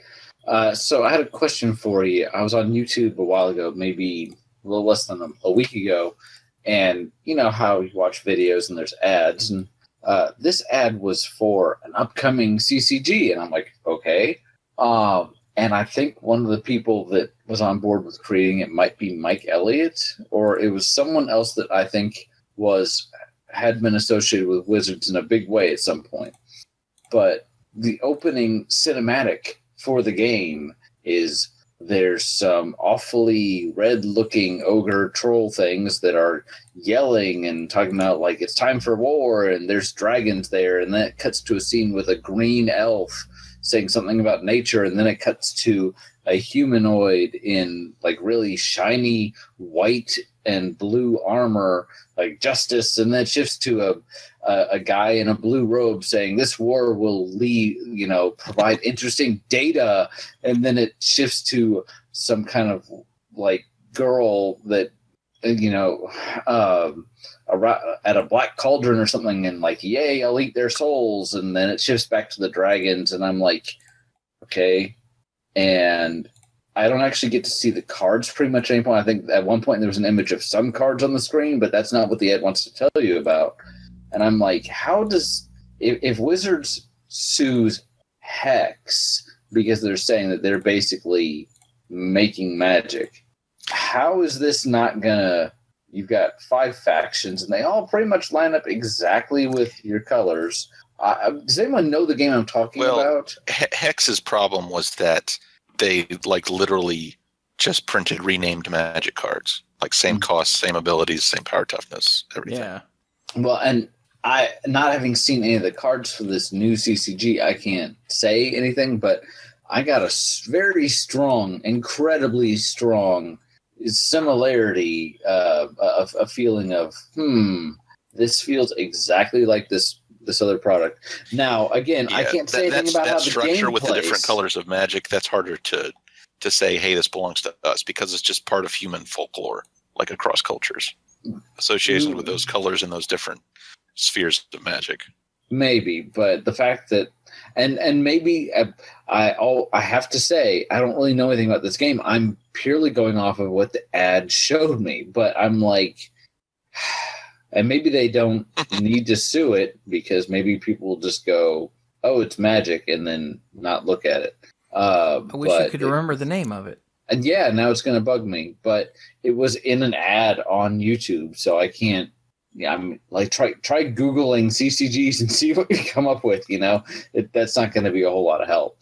If I find, if you know the game I'm talking about, send us an email. And I know we say send us a note, but really send us an email. Maybe it'll be great. Maybe it'll be awesome. I don't know. There's a lot of good CCGs out there. Some of them are very similar to Magic. Some of them are very, very different. And I've been known to dabble in them. I like playing different games. I'm purely going off of what the ad showed me. And what the ad showed me was it screamed in my face, hey, I'm a Magic clone. I'm like, okay. And it wasn't long enough to really give me a sense of any distinguishing features. So, yeah, I'm not seeing anything from this year on Mike Elliott's list of games that he's designed.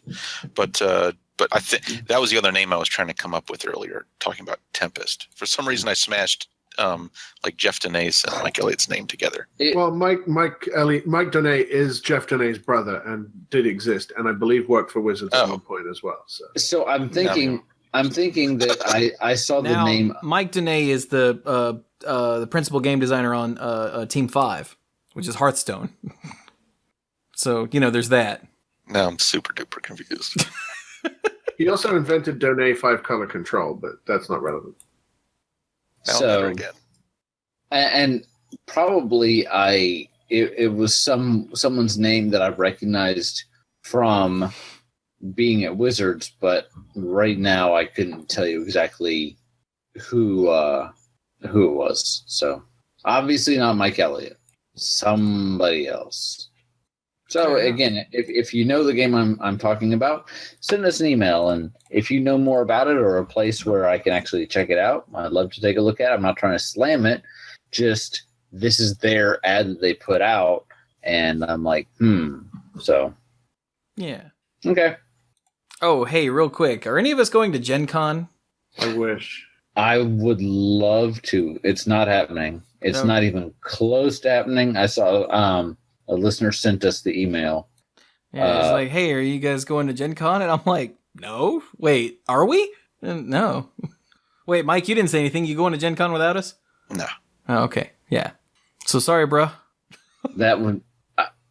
I would give quite a bit to be able to do that. Well, that's what it would cost to be able to do that. So I'd rather do PAX, to be honest, where they do the Magic preview. I'd rather play Overwatch.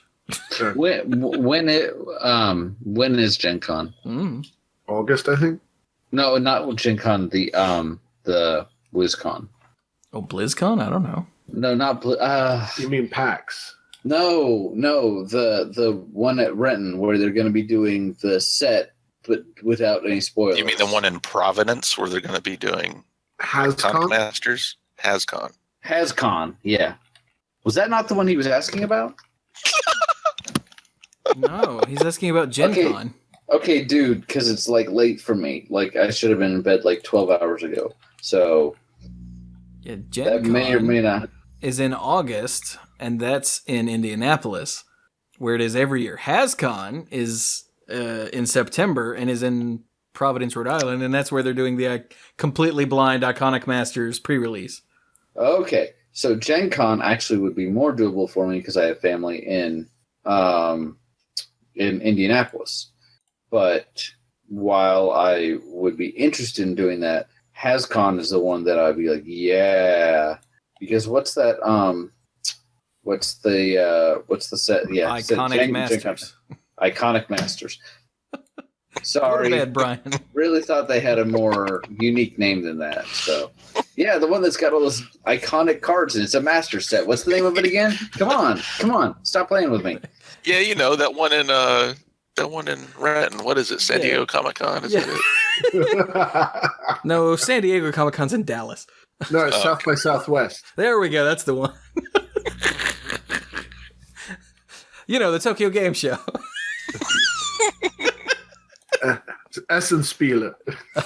That's the one. I knew we'd get to it if it's Schadenfreude. Yeah. Hell over Hamburg. Anyway, we can stop making fun of Brian now. Mike's turn. No, you don't.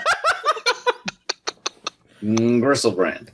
I also, just saying Mike's turn made me think of something. I put the last episode, as I do all of these episodes now, up on YouTube, and I got a comment on episode 464 that said, and I quote, "Ugh, not another Mad Lib from Level 99 Luck." For those that aren't paying attention, that's the guy that wrote the Mad Lib that we did send it to us. So well played, sir. One of these days, my guest appearance is going to coincide with a Mad Lib, and then my life will be complete. Aw, dude, you haven't done a Mad Lib with us before? No, Brian. So as tune you in well next know. week when we do a Mad Lib without Lansdell just to piss him off. I will make sure that when you come back to do part 3 of this, that we'll have a Mad Lib ready. Sack! I mean, I've got 2 more already that he sent us, but, you know. Anyway, so Brian, is that it for you, sir? Yeah, I think that was it for me a while ago. All right. Maybe before I got started. So started talking about a card game that I don't remember the name of or who worked on it or what it was about. Yeah. Oh I'm my done. God. All right, then. So how about you there, Beardy Face? Let's see. I think last time I might have mentioned that I had in mind trying to go to Friday Night Magic sometime soon and take a modern and build a modern version of Seasons Past and see if it was any good. I have it laying in the floor here. I got the cards together last night. It looks like there's one that I need to buy when I go to the shop, but I don't know whether I'm actually going to be able to do it this week because I'll probably get held up late at work. And I was thinking about going and doing something else that came up for Friday night anyway. So, and then next week I'm going to be out of town, so we'll just have to see when the next time I'm actually finally able to do that. But I'm looking forward to it whenever it happens. Ooh, send me Hopefully your list. the deck won't be a total disaster. Send me What'd your you say? list, will you? Because it sounds amazing. Okay, sure. I guess I got to make it unprivate, untapped out. Yeah, I'll do that. Nice. Well, how about you there, Senor Lance Delicious? A couple things. First of all, at first I was really sad, and then I thought about it, and I wasn't as sad. But they're canceling Sense8 on Netflix, which is one of the most intense and mind-screwy series I've ever seen. And I really enjoyed the first season. I'm partway through the second season, and it's not quite as good, but it's still really, really good. Like, it had a long way to fall before it stopped being watchable, if you see what I mean.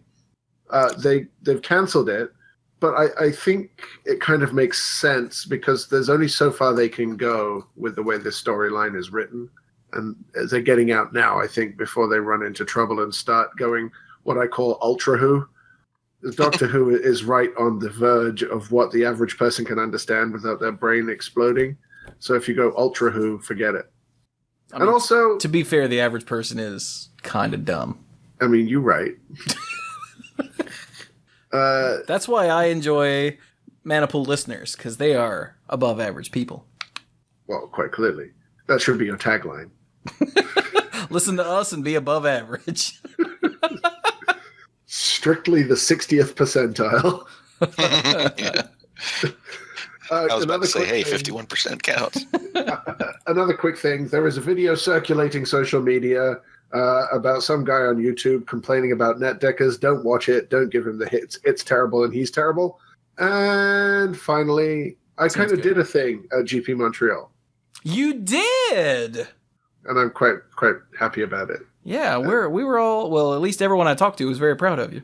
Yeah, I cried a lot. Congratulations, my friend. Thank you. Yeah. So for those uninitiated, I passed my level 3 judge test, which means I get to do all sorts of fun things and never have to take that blessed test again. Congratulations. Thank you. I feel very good. I was updating my resume, and a level 3 judge technically is known as an international judge. And I put down international judge on my resume and went on to do something else. Then I came back and I thought, that probably needs some context. Maybe a little bit. Just a tad. I don't want to mislead people into thinking, that I wear a wig in public. We're gonna hire you and put you in the law department. Wait, hold on. I mean, I did study it for a year. International law? Yes. Oh, nice. It was what part of my triple major. Unrelated. I dropped out of college. Triple major is not a great idea. But yeah, so it's been an amazing month for me between moving in with girlfriend and becoming level 3 and work not being miserable anymore. So I'm actually about as close to ecstatically happy as I've ever been, and long may it continue. Nice. Yeah. Well done, sir. Thank you. Also, I'll be in Vegas, so come say hi. I'm the big black dude. He is. He's the one that looks like Chris. It's true. I do. I'll even have a badge that says that. Although, to make it easier, he's the one that sounds like Chris. I don't even know what they're going to have me doing, so the sounding part might be a little harder to detect than the seeing part. No, you're loud as hell wherever you are. It's fine. And again, you're right. And don't forget, Chris writes every week over on the free side of StarCityGames.com. I do, every Monday. Wait, what's the select side? Yes. Yeah. Next week's article going up on Monday, which is probably around when people will be hearing this, Yeah? is about modern. Ooh. Yeah. I'm looking forward to writing that. I forgot what I was going to say. Oh, yeah. Chris shows up on the Daily Magic Update about as often as we do, so it's pretty awesome. The number of times we've both been on there is It's a little weird. a little coincidental, isn't it? Normally right above one another. So what? Wait, what? Do they know? Like... Yeah, the last time actually was when for the History of the Banhammer episode. Yeah, it actually was. When he was on the show with us, and his article was on the Daily Update, so that was cool. So that leaves me. Where first off, I want to thank two people. They're both named Mike. Damn, that's eerie. So one is Mike, who may or may not work for Blizzard. Hey, buddy. He's a listener of this show and Monday Night Magic, and he said that the shows help him get through his very long commute to go work at what may or may not be Blizzard. And he works for Blizzard, by the way. And he offered up some BattleNet codes, or BattleNet balance codes, to get me some loot boxes for the Overwatch event, the anniversary event, which has really cool stuff. So yeah, I opened on stream last week before, I have no concept of the passage of time, the 50 loot boxes that he bought me, and had a really good haul out of those 50 boxes. And I just put up the video of that for YouTube, so if you enjoy watching people open stuff, which for some reason the internet does, I find myself doing it too. I don't understand why, but we had a lot of fun opening up that stuff. I had a little counter for the number of legendaries, the number of event legendaries, and the number of dances, because the big thing in this event is everybody gets a dance emote that's very tied into their personality. So that's neat. And then I went through and showed off all the other dances that I didn't open and all the legendary skins I didn't open. And yeah, it was a lot of fun. So go check that out if you like. And a big thanks to you, Mike. I really appreciated it. He also gave Bill that same deal for that. Bill did not have as good a haul as I did. But his haul was still really good. Mine was just stupid good. So yay. By the way, you guys, he said if we had any sort of Blizzard needs, that he would see what he could do to help us out within reason. So, just saying. I don't remember if I forwarded that to you guys or not. I don't think I did, because I'm terrible. But, so hey buddy. And then I wanted to say hi to a more different Mike, in fact, who sent a very long and heartfelt email to each of us. All the people that I podcast or stream with on a regular basis. So all of us, and Bill and Clues and Cap and Haley and even Mom. Yeah, he did reference your mom with the Mom Opens Packs. Yeah. So I guess I'm just not regular enough. You are not, no. So You are quite irregular. I should eat more bran. You really should. I was just dang it. It's like, you should try more fiber. But you beat me to it. So yeah, I will be replying to you later. I was waiting to hear back from the dorks to see what they thought, but no one ever mentioned it. But yeah, we'll be replying to you shortly. But you really made us feel good. At least everyone that I've talked to thus far, which is Bill and Clues and Cap and Haley. I know you made them cry at work, which is awesome. Anytime you make people cry at work, that's the stuff right there. And not by like pulling a nose hair. Ah. Yeah, see? So anyway, I just wanted to say thanks to both of them. And yeah, moving on. I haven't had anything going on. So, Patreon, let's talk about that. Patreon.com/themanapool is where you can go to help support me while I do all of this ridiculous amount of content creation. I stream at least one night a week, hopefully two, preferably more, but that's hard to do sometimes. I do the 2 podcasts almost every week, virtually every week. I've got the YouTube channel where videos are just constantly going up. The videos, due to driving and catching up on Patreon things, the videos have been sort of lax this last week. I apologize for that, but I realized I was way, way, way behind on the odds and ends. Well, I've been aware that I'm way, way behind on the odds and ends for Patreon, but I didn't realize how far behind I was. It's ridiculous. So over the last, I think 2 weeks, I've put up like 7 or 8 odds and ends. And the odds and ends, that's the $10 tier. If you want to hear what we talk about before and after the show, and it's completely uncensored, unfiltered, it's us, it's both shows, Monday Night Magic and the Mana Pool. It's us talking about life, what's been going on with us. It's where, if, Chelsea was pregnant, that's where he would tell us. It's where he told us he bought a house and is moving soon, that sort of thing. It's where Bill and I talk about, it seems like invariably we end up on video games or comic books or comic book related TV shows or like storylines from the 90s. It's the damnedest thing. And we talk at great length about it. It's where Mike and I sit around and talk about Hearthstone after the show or nonsense we didn't talk about on the show, that sort of thing. And like I said, it's all uncensored and unfiltered and behind the scenes and all that. So yeah, if that sounds interesting to you, now is a good time to jump on at that tier because there's a lot to listen to, and I'm trying real hard to just keep those coming out at a nice clip so that I can get caught up because it's eating up like half of an entire hard drive, man. Like, it's ridiculous the amount of space because I record in, full WAV files and everything is done in WAV file and they're uncompressed and huge. So yeah. So that's the thing. Getting caught up on those. And also, of course, you can get Mana Pool episodes and YouTube videos early. That's the $5 tier.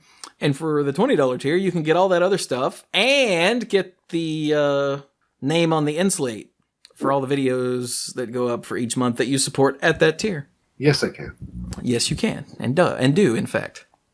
So, yeah. There you go. I still giggle every time I see it.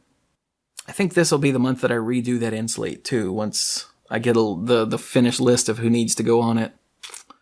I'm really sick of the format I've got. Switch it up. I had myself popping up out of the washing machine for so long, and now I gotta switch it up. But I love that. Yeah, I did too. Maybe I'll be able to bring it back in some way. Maybe like you put the names on your head as you're coming out of the washing machine, and they just like spread out to cover the whole screen. You're a strange guy. I know. But anyway, I'll figure that out myself. So yeah, also, of course, you can find everything we do anywhere we are on the internet. It's the Mana Pool. So it's youtube.com/themanapool, facebook.com/themanapool, Twitter is @themanapool. Themanapool.com is where you find all of the podcasts. What am I missing? Patreon.com/themanapool. I feel like I'm missing one. Oh, and the email address is even dorks@themanapool.com. Yes. I still feel like I'm missing one, but wherever we are, it's the Mana Pool. And if we're not there... Oh, the Steam group is the Mana Pool. On Steam and Battle.net, I'm not the Mana Pool, so don't find me there, because that's not me. That'd be weird. But the group is. But anyway, I'm going to shut up now. So a big thanks to Chris for coming back again to do more Banhammer history. Not Banhammer. No, sorry. That was the Talk to Text. My bad. Talk to Text does not like me sometimes. I'll allow it. Fair enough. We'll next episode we'll do Mills Lane. I'll allow it. And of course, always a big thanks to the dorks, including Dirk, who had to go pass out. And It's late. It is, and I'm surprised I didn't know you were still here. You actually just scared the crap out of me. Surprise! And as always, thank you all so very much for listening, and go play some Magic.